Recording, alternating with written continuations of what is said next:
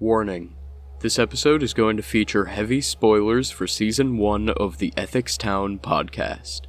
I think it absolutely deserves a listen, and I'd be doing you a disservice if I spoiled it for you. It's only about 4 hours long, features some really impressive voice acting, and going to listen to it would help support the original team. Also, this video is going to touch on some dark themes, including the deaths of family members and children, suicidality, and existential panic. As a result, viewer discretion is advised. Hey y'all, I'm Afton G. here, and are you sure you're real? I mean, really, could you prove that you aren't some character in a story? That your choices are really your own? And, moreover, what would you do if you found out that you weren't real? That your whole course of life is a lie that you made up, or a backstory written to make your present self more interesting? That you will be forced, again and again, to make bad choices because it fits the story someone else wants to tell? How could you even comprehend something like that? All these questions and more form the backbone of today's subject, a new cosmic horror podcast called Ethics Town. Written and produced by C.L. Hendry and hosted on the Faustian Nonsense Network, this podcast had me hooked from just the premise. After all, philosophical quandaries and horror podcasting are basically a match made in heaven for me, and it definitely followed through. Join me today as we take a trip to a small valley town where ethics is everything. To start, let's explain ethics. Ethics is a philosophical concept, yes, but it's also a fictional valley town hidden somewhere in the hills of Britain, having originally been formed in 1919 by an R. McBride. I did a lot of research trying to figure out what this name meant, and came up empty-handed, so I did what I do best and hopped on Twitter, where the official Ethics Town account was generous enough to let me know that it was just a reference to one of their philosophy professors. I am very glad that they let me know, because it saved me a lot of time. Jumping back into things, we know very little about the town's early history, but its most distinct feature also happens to be the centerpiece of the entire podcast. You see, ethics is a bit weird politically. It was actually created as an experiment, since McBride apparently sought to create a town where the rules of British law do not apply. It was a way to wipe the slate clean, creating a new society from scratch with no previous moral judgments carrying across. As a result, ethics would become something very strange indeed. Rather than having a parliament or a democracy, ethics is structured around a central autocracy, taking the form of the mayor. The mayor of ethics has absolute power, being the final authority on everything that happens in ethics. While this power is essentially unchecked, it isn't without a support structure. Any citizen of ethics who wants to offer up a proposal for a new law is allowed to meet with the council. When a change in the rules is proposed, the council will consider the proposition and then take a vote. Of course, the outcome of this vote is ultimately meaningless, since the mayor can do whatever the hell they please, but the idea is that the council can serve as, well, council. This cycle repeats until one of two things happens. See, the mayor can't really be taken out of office, but that doesn't mean there aren't ways to get a new mayor. First and most obviously, the mayor can abdicate. If the current mayor chooses to step down, then they also have to appoint a successor, who the town then has to vote on. We don't know what happens if they lose the vote, but if they get more than 50%, then ethics has a new mayor. The other way that a change in mayor can occur is, well, if the reigning mayor dies, which is exactly where our story starts. About 3 months before January's first emergency broadcast, the previous mayor of ethics, one Eliza Jenkins, suffered a random aneurysm in her sleep at the ripe old age of 47, killing her instantly. This, of course, meant that the council had to conduct emergency elections to find a new mayor, which sounded just appealing enough for Ian Jacobs, a council member in a nearby city, to take them up on the offer. Thanks to his natural charisma, his family man attitude, and his ability to compromise, Ian won in a landslide, in the process earning himself the title of the newest mayor of Ethics. Over his first few months in Ethics, he noticed a couple strange things, but nothing intense enough to scare him away, and he even managed to uncover some interesting secrets hidden outside of the town, like an old cabin previously owned by Eliza that was full of books about philosophy and a whole bunch of radio equipment. Anyways, that brings us up to the first proposal day, and by extension, the first episode of Ethics Town. On the first day, one of the many proposals thrown at Ian comes from Dr. Clayton, a cardiothoracic surgeon at the local hospital, who was looking for a way to make sure more patients get the organs they need. Of course, because this is a horror podcast, Dr. Clayton suggested that perhaps they should make it legal to harvest organs from the healthy to support the sick. Now, given that the idea itself is quite sick, it's unsurprising that the council voted unanimously against it, and the mayor chose to uphold that decision. Obviously. Everything went swell. Until Grace Jacobs, Ian's daughter, suddenly had a terrible flare-up of a heart condition she'd had since birth, and was given weeks to live if a transplant didn't appear. Hopefully, you all know where this is going because you listened to the podcast, but even if you didn't, it isn't too hard to guess. After some deals were made with Dr. Clayton, 3 whole patients, including Grace Jacobs, were given the life-saving transplants they needed. An unknown woman turned up dead in the Ethics woods. Sometime afterwards, a man named January Johnson, played by Reese Lawton, went up to the little cabin in the woods and made an emergency broadcast, blowing the whistle on the heinous order made by the mayor. Of course, this broadcast was interrupted by the arrival of a new face to town, Artemis Flynn, a 15-year-old girl whose mother just so happened to disappear while out on a hiking trip through the woods. Yes, you've already figured it out.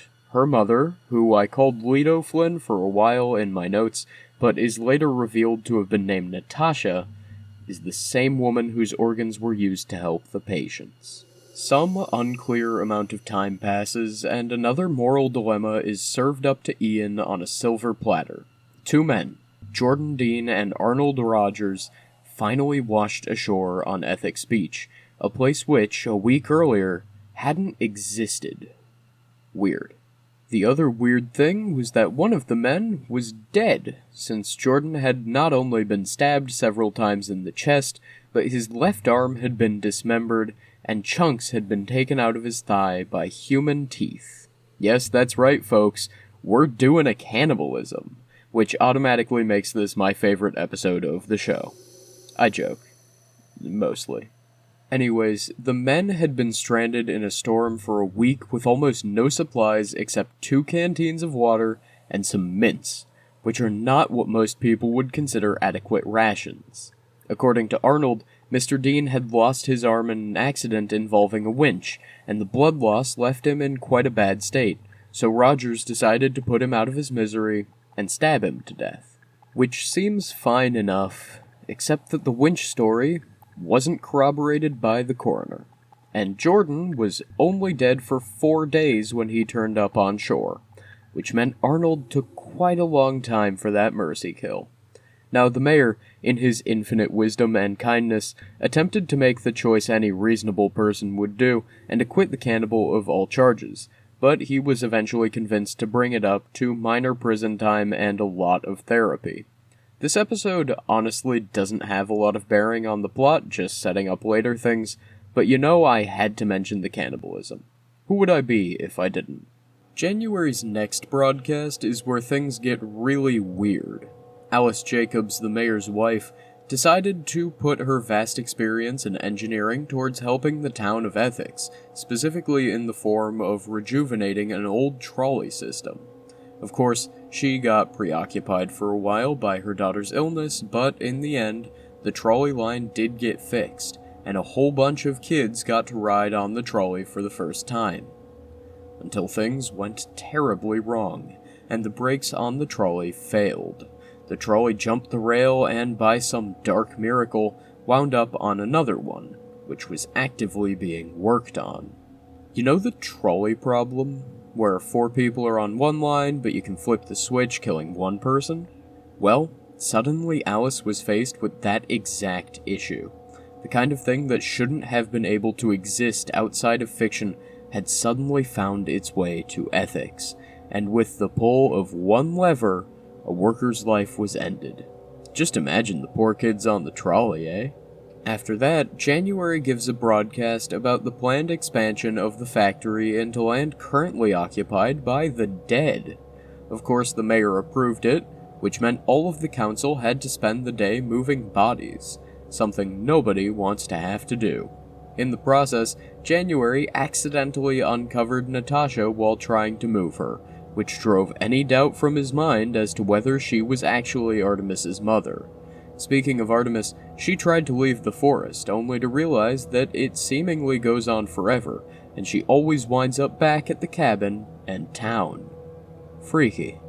You'll notice that the episodes from here on out are going to feature shorter descriptions and more of a focus on the characters, because not a whole lot plot-wise actually happens. It's mostly character development and conversations. In this one, a lot of really interesting revelations are made about the unreality of ethics. Ethics, you see, doesn't really behave like the real world. Rather, people can form memories by pretending they exist. It's weird, and I'll explain why it happens later. We got a fair amount of interesting January backstory, like finding out he died very briefly when he was younger. Also, January may have written ghosts into existence, which could come back to haunt him in Season 2. Yes, I did really make that joke. Next up, we have January trying to convince the mayor not to jump off of a roof, and having a moral dilemma about whether encouraging a bad person to keep surviving makes you just as bad. Unfortunately, things have already gotten too weird for Artemis, and she decides that if January won't tell her anything, she might as well head down to town. Following the last episode, we see Artemis head into town, where she realizes that there is something deeply wrong with the people of ethics. Her mother is dead, and more importantly, final spoiler alert for anyone who didn't listen, heavy spoilers from here on out, that January is actually the mayor, Ian Jacobs. Armed with new information, Artemis returns to the cabin in the woods. To round things out, we get the showdown between Artemis and Ian, which mostly just tells us the backstory I told already from the mayor's perspective. However, we do get some interesting revelations about the mayor, including the fact that ethics isn't real. Yeah, when I said ethics was a fictional valley town hidden somewhere in the hills of Britain, I meant that in more ways than one. With that in mind, we also learn that Ian's actions are not his own, but that he was forced to make some terrible decisions by a greater force, which seems to be driving them within a didactic narrative. The fakeness is why they're able to construct new memories, and impossible dilemmas can play out in ethics without anyone but Ian batting an eye.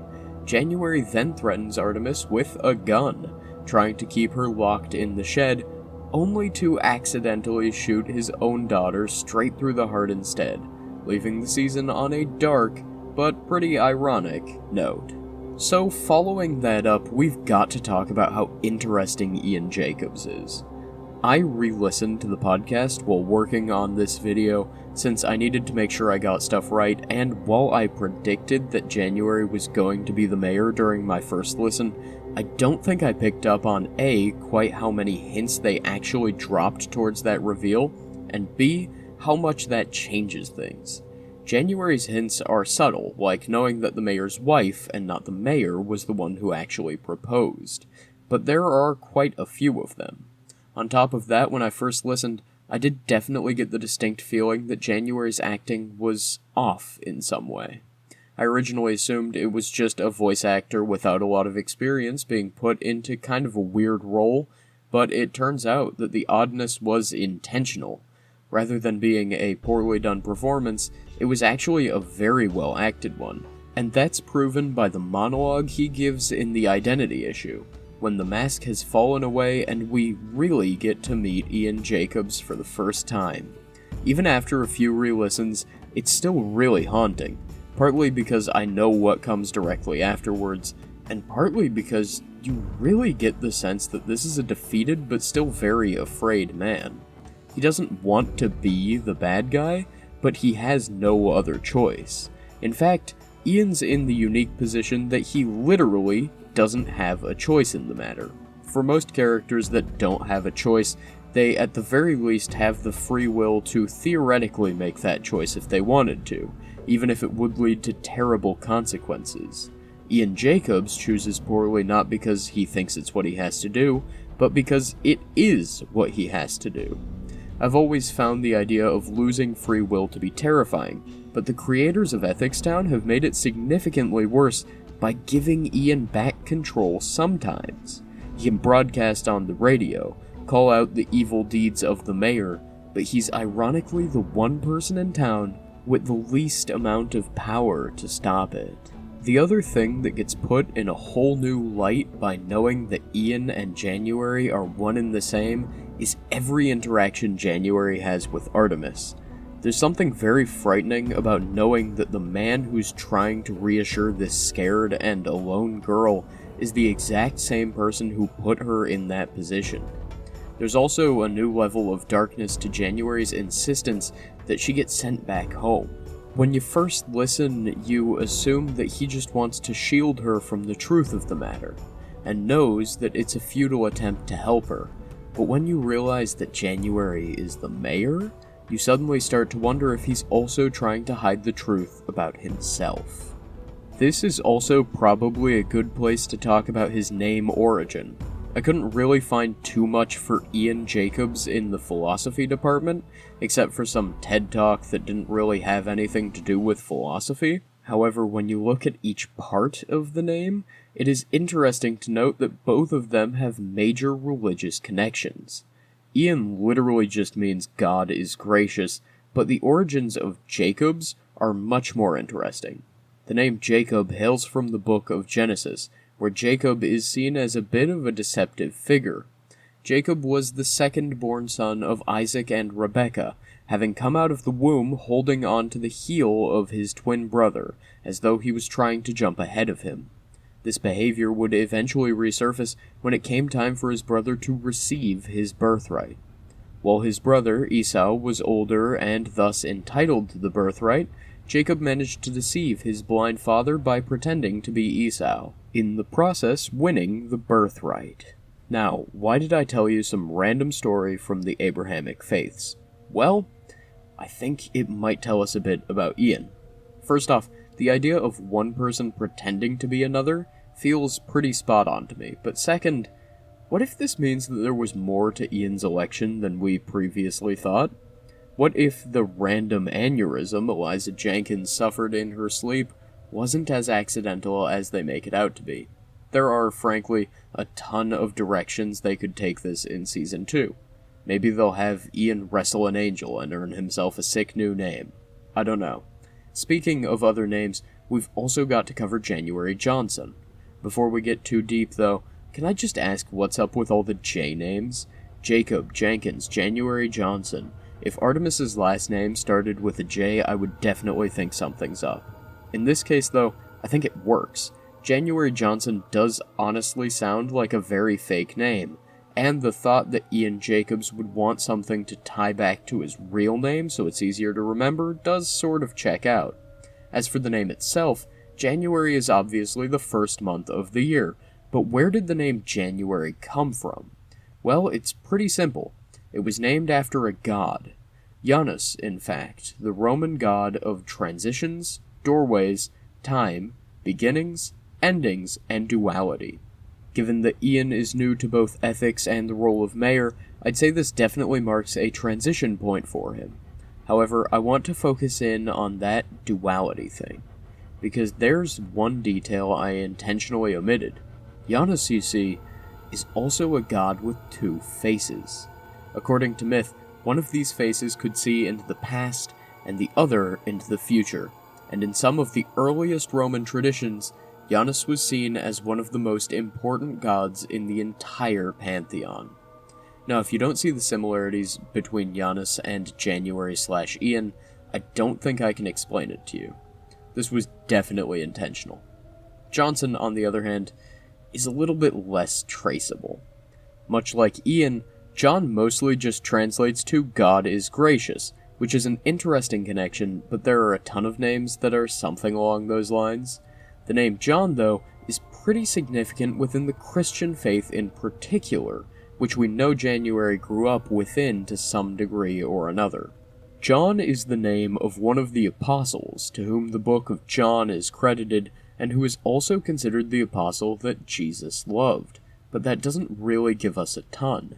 John is also the name of John the Baptist, who was beheaded and had his remains served on a silver platter. Oh, and he baptized Jesus, but the head platter thing is way cooler. So yeah, unless Ian's head winds up on a plate in Season 2, I think this one's pretty firmly off the table. Moving from one character's name to another, though, let's talk about Artemis. Artemis, called Diana by the Romans, was the Greek goddess of nature and hunting. Given that Artemis Flynn literally walks out of the woods, I'd say that sort of fits. It's interesting to note that Artemis is named after a Greek god, while January is named after a Roman one, and that both of Ian's names have some connection to the Abrahamic faiths. Lots of religious imagery. Also, Artemis has a twin brother, the rad musician Apollo, so expect some guy with a guitar to turn up in Season 2. Flynn, on the other hand, is very unhelpful. Flynn apparently means descendant of Flan, and Flan apparently means reddish or ruddy, which at most means Artemis has rosy cheeks. Very helpful. Her mother's name, Natasha, is apparently a form of Natalie, the more you know, which means Christmas Day? Well, she is bundled up. I think that's probably one present that's best left unwrapped. I guess you could also argue it connects to the gift of organs? I don't know. Since we're on a roll, let's also knock out the mayor's family. Alice Jacobs, wife of Ian Jacobs, has a name that, as far as I can tell, means noble. While the position of mayor is very prestigious in ethics, it isn't exactly royalty, but I guess it still works. Grace, Ian's daughter, has a name that is just a word, meaning elegance, or goodwill, because we apparently didn't feel bad enough when Ian shot her. Also, much like her father, that name has a lot of religious connections, so I'm sure there's something there. There are a lot of background characters, and I am running out of time for this video, so I'm gonna cut it there, but if y'all want me to do a deeper dive, let me know down in the comments. I have to say, I think all of the religious imagery is very interesting, because it fits the theme of Ethics Town really well. Lots of religious stories specifically exist to be didactic, especially within older traditions. The summary of most Greco-Roman mythology is that you don't mess with the gods or they will ruin your life, and the stories in Genesis, which the name Jacobs draws from, specifically exist to tell people how to act. Religions are a means of establishing ethics, even if they don't always carry them through, so it would make sense that some level of their stories find their way into ethics. Looping back around, let's talk about Artemis for a second. I know this video is sort of all over the place, but this is, ironically, one of the best flowing versions I've written. Obviously, there's a lot of interesting tragedy in Artemis's story, but I want to hone in on the very end of the identity issue. The idea that Artemis's role is to stay on the edges of town could be an interesting metaphor for outsiders, and is easily contrasted against the easy acclimation of Ian into ethics, but most of that is pretty surface level. Once Grace gets shot, everything changes. Even if he didn't admit it, the substitution makes me think that there may have been some underlying fatherly feelings towards Artemis that Ian had to suppress, which makes his choice to try shooting her all the more dramatic. Once it happens, though, the power dynamics are immediately switched. Suddenly, Ian is enveloped by fear, trying to think of a way to save his daughter, while Artemis becomes cold and authoritative. She even gets the voice of ethics at the end, which cements the idea that this is a moralistic punishment for the evil deeds of the mayor. It's a very interesting shift in dynamics, and given how thoroughly the status quo has been shaken, I'm interested to see where Season 2 takes it. Finally, and I know this has been a decently long one, I want to talk about the actual philosophy behind each episode of Ethics. I originally wanted the whole video to be that, but it took a while to summarize everything and bring up all of the connections I wanted to.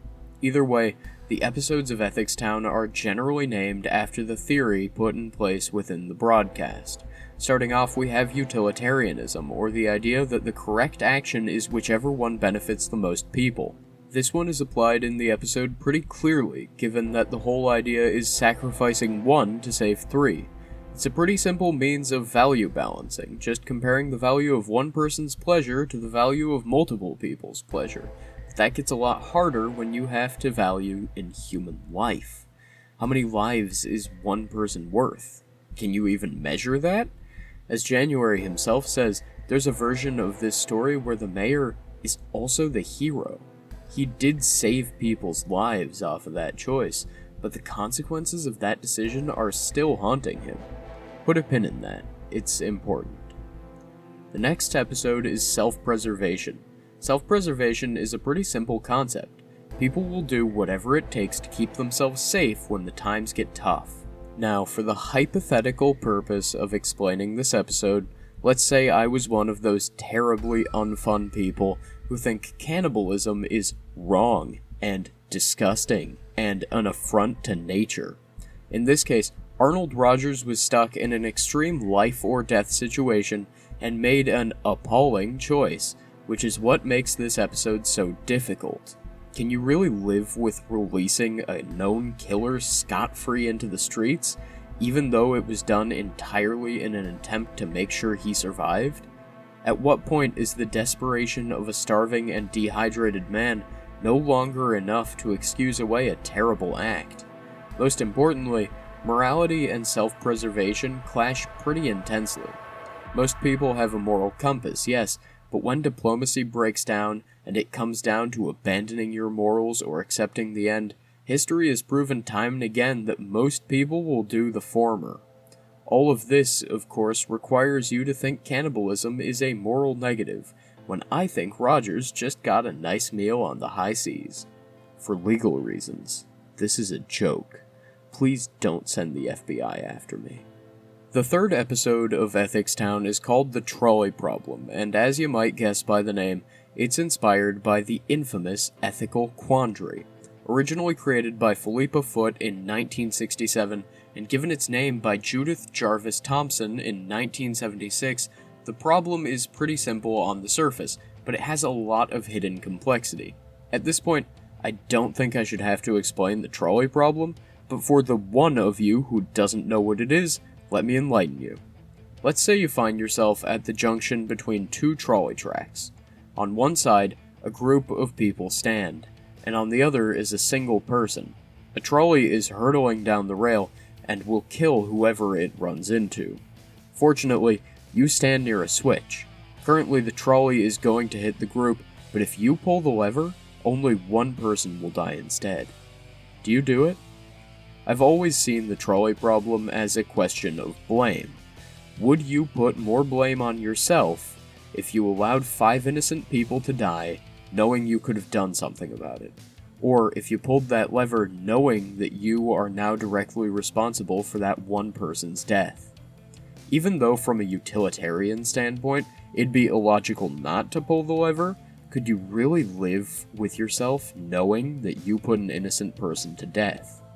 It's the perfect battle between deontological and consequentialist schools of thought, but it can sometimes be a little hard to wrap your head around.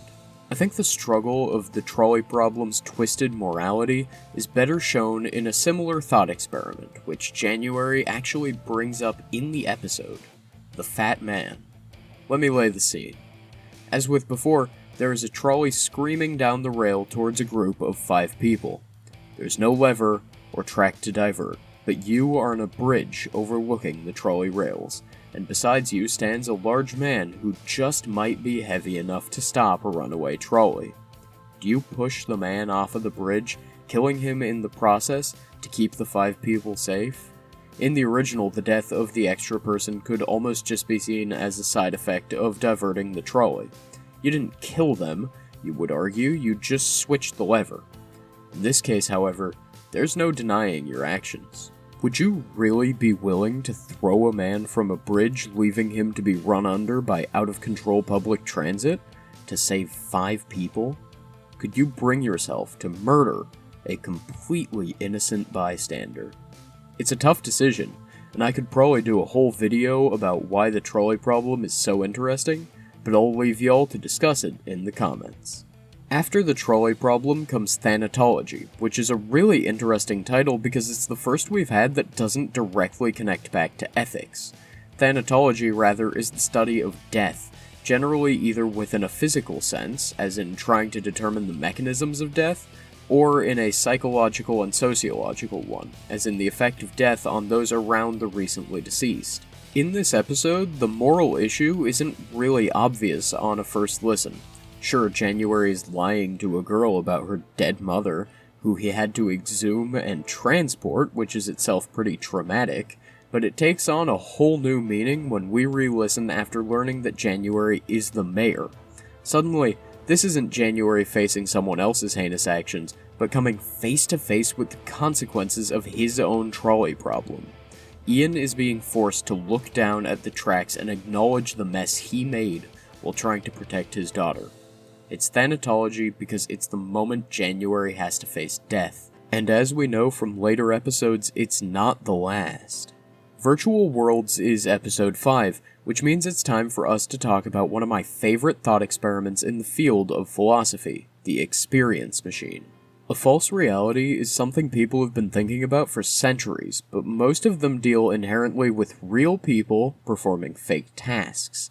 They're ideas of hedonism, and the argument that people might choose true reality over a pleasurable simulation, or alternately, that people will use experience machines to escape from mundane reality. This, however, is probably more comparable to ideas of artificial intelligence, and the moral arguments about what to do if or when computers are able to gain sentience, except from an internal perspective. It's a very odd philosophical conundrum because really, it's not something people have seriously given much mind to, but it's fascinating nonetheless. Episode 6 brings us back around to easily connectable titles, since this one, Meta-Ethics, is literally a whole branch of ethical study. Meta-ethics is concerned with what exactly ethics is, and what it takes for someone to be considered ethical. Much like the creation of ethics itself, yeah, this won't get confusing, meta-ethics tries to get to the core of what really creates human morality. Within this episode, though, it also has a different meaning. Meta-ethics here could be taken to mean ethics on a grander scale. Episode 6 is all about January's encounter with the mayor on the roof, which is basically just a way of saying that it was Ian trying to come to terms with who he has become or die trying. Yes, there's a bit of consideration of ethics themselves and what would happen if someone entirely broke free of their ethical restraints, but more importantly, I think this is Ian weighing if his life is a net benefit or a net loss to the world. On the one hand, he's being forced to make terrible decisions and be the villain of some twisted fable, but on the other, the structure of ethics means nothing will change if he dies. As with his predecessor, the town will simply move on. They'll choose another mayor, and that process will repeat until they find someone willing to do the job. At the very least, January can try in some way to fight back through his broadcasts, or as we'll see in the final episode, he can accept his role and embrace being the leader of ethics. This episode is a man coming to terms with the system he lives in, and choosing to be its engine because without him, a new replacement will undoubtedly appear. Seriously, Ian Jacobs is such a good character, they really knocked it out of the park with him. Episode 7, The Ones Who Walk Away, isn't an explicit reference to ethical reasoning, but it's got a connection. Named after The Ones Who Walk Away from Omelis, one of my favorite short stories of all time, written by Ursula K. Le Guin, this episode and the story it's based on both revolve around the scapegoat. Since this will be hard to do without explaining the story, this is your spoiler warning for a half-century-old short story. It's like 5 pages long, you have time to go read it. Alright, for those of you who need a reminder or were too lazy to leave, Let's do a short summary. See if you can spot the Ethics Town similarities. It is the summer solstice in Omelis, a town out of a fairy tale where everything seems perfect, and everyone is celebrating with a grand festival. While the festival is particularly jovial, it's not out of the ordinary for Omelis. There is no sickness, war, or unhappiness of any kind in that town.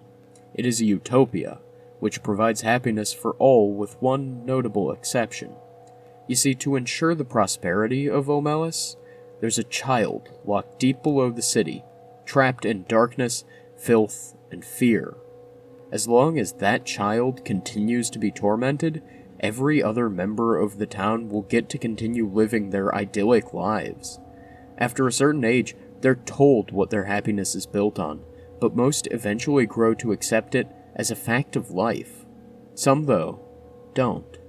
Instead, the titular ones who walk away from Omelis leave the town for lands unknown, though in the final lines, Le Guin assures us that wherever they go, it seems like they know the way. Omelis is a story I could spend hours talking about, because there's just so much to unpack here. But the significant part of this story for Ethics Town is its similarities to the story of Artemis. Artemis is a child kept away from a mostly happy town in a state of fear and worry. The town is aware of her existence through the broadcast and pities her, but none have acted on it. In the final episode, Ian even goes so far as to say that Artemis's role in the story is to be the scapegoat, to live in fear in a small cabin for the rest of time. So, who, then, is the one that walks away in this story? Well, I think it might just be Artemis. Rather than the walking in the original story, we see here that Artemis becomes fed up with being told nothing, and has to find her way into town. She, the scapegoat, is the one who leaves, and in the process, she causes the already fraying reality of ethics to completely come apart. Which leads us, of course, to the final episode of Ethics Town at the time of writing, which is the identity issue. Identity issue is a term from the field of psychology and refers to a personal crisis in which a person becomes insecure about who they are. Given that this is an episode which focuses on the differences between Ian and January, I think that checks out. Ironically, for one of the most complex episodes of the series so far, its explanation is actually pretty simple. That, folks, is Ethics Town. I really loved this podcast. I thought it was a lot of fun, both to listen to and to write a script for. Wound up pulling an all-nighter to get this one done, but I think it's worth it in the end. Also, sorry if my voice sounds weird. I'm a bit ill at the moment. Other than that, I hope y'all enjoyed. If you haven't already, please go check out Ethics Town on Spotify or wherever else you get your podcasts. Also, big thank you to Seer of Time who suggested this one. It's really good, and I'm glad it could be our first episode of October.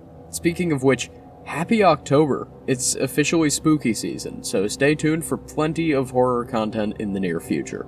If you want to stay caught up on everything happening here, consider subscribing to the channel.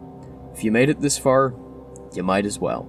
Anyways, I've been Afton Geek here, and good night, YouTube people.